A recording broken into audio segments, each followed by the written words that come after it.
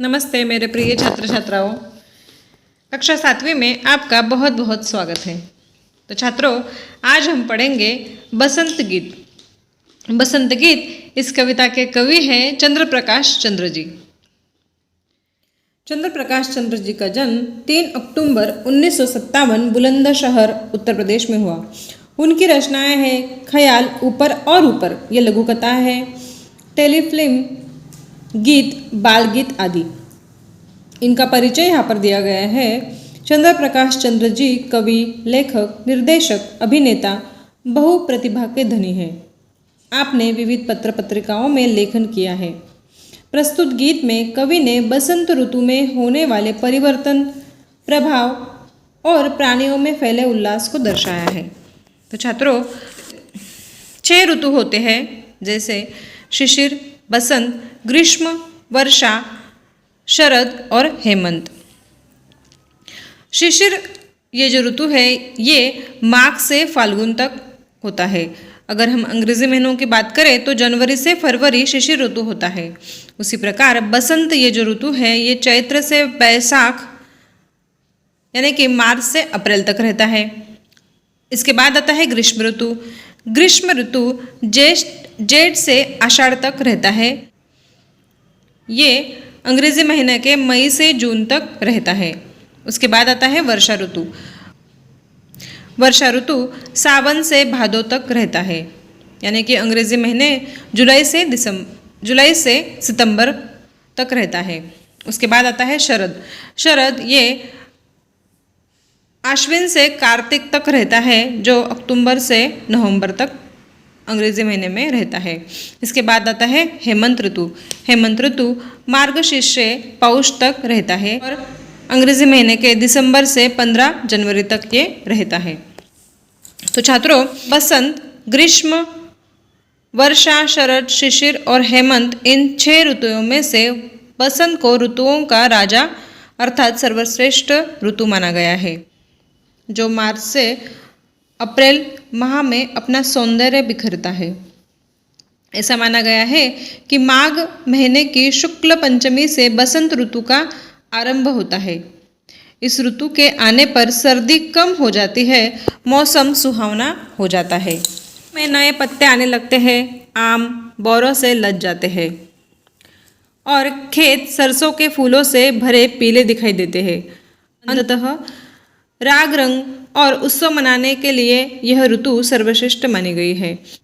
और इस ऋतु में होली, धुलेंडी, रंग पंचमी, बसंत पंचमी, नवरात्रि यानी छोटी नवरात्रि, रामनवमी और नव संवत्सर यानी नए वर्ष की शुरुआत, भारतीय नव वर्ष की शुरुआत, जिसे हम महाराष्ट्र में गुड़ी पाड़वा के रूप में मनाते हैं। इसके बाद हनुमान जयंती और गुरु पूर्णिमा उत्सव मनाए जाते हैं। तो इस प्रकार ये जो ऋतु है ये ऋतुओं का राजा कहलाता है और इसी ऋतु का वर्णन कवि ने इस बसंत गीत में किया है। तो चलो बच्चों, हम इसे विस्तार से पढ़ते हैं। तो यहाँ पर कविता की पंक्तियाँ मैं पढ़ते जाऊँगी और उसका अर्थ भी मैं आपको समझाती जाऊँगी।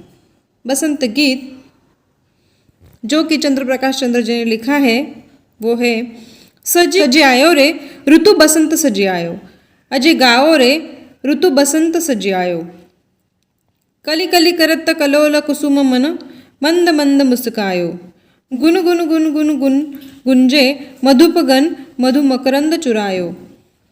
तो यहाँ पर कवि कहते हैं कि सजी आयो रे, बसंत ऋतु सजी आयो रे। सजी का मतलब होता है सजकर ये बसंत ऋतु आया है। अभी अभी सर्दी खत्म हो गई है, इसलिए मौसम सुहावना लग रहा है। और अजय गाओ रे बसंत सजी आयो, तो वो सबसे कह रहे हैं कि गाओ, खुशी मनाओ क्योंकि बसंत ऋतु आया है। कली कली करत कलोल कुसुम मन, मंद मंद मुस्कायो।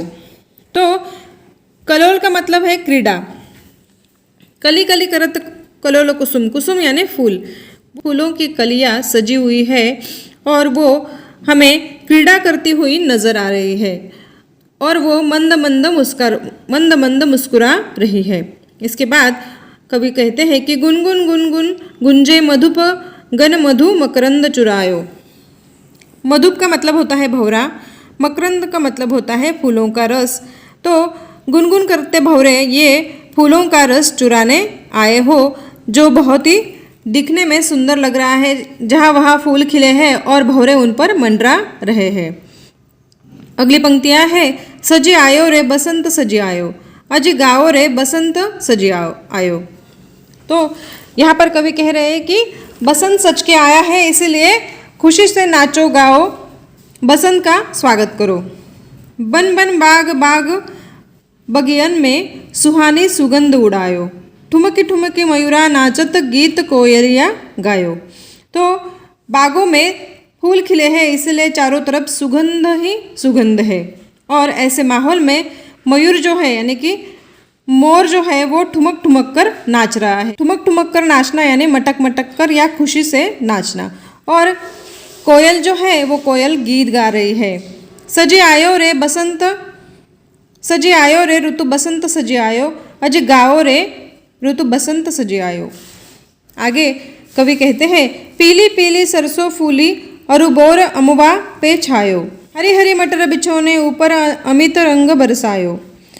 तो पीली पीली सरसों सजी है, सरसों से सारे खेत पीले पीले सजे हुए नजर आ रहे हैं। सरसों के जो फूल होते हैं वो पीले रंग के होते हैं, और बसंत ऋतु में सरसों के खेतों में वो पीले पीले फूल हमें नजर आते हैं, जिससे कि पूरा खेत ही पीला दिखाई देता है।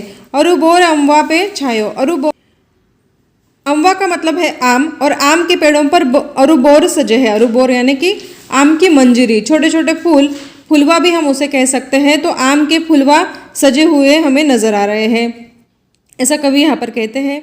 हरी हरी मटर बिछोने ऊपर हरे हरे पेड़ पौधे हैं, वो जैसे कि बिछोने की तरह हमें नजर आ रहे हैं, और ऊपर से अमित रंग बरसायो, मतलब बसंत का जो रंग है वो बड़ा ही सुहावना वहाँ पर लग रहा है। तो कवि आगे कहते हैं, सजी आयो रे ऋतु बसंत सजी आयो, अजी गाओ रे ऋतु बसंत सजी आयो। कवि कहना चाहते हैं कि बसंत जो ऋतु है वो बड़ी ही सुंदर है, राजा बसंत को कहा जाता है। ऐसे माहौल में आप नाचो गाओ, खुशियाँ मनाओ, क्योंकि सारे पेड़ पौधे पशु पक्षी सभी के सभी नाच रहे हैं, गा रहे हैं, बसंत का स्वागत कर रहे हैं। तो आप भी बसंत का स्वागत करो, ऐसा इन पंक्तियों में कवि हमें कह रहे हैं। ठीक है बच्चों, यहाँ पर ये कविता समाप्त होती है, और आपको इस कविता का लेखन करना है, ये आपके लिए स्वाध्याय है। ठीक है बच्चों, धन्यवाद।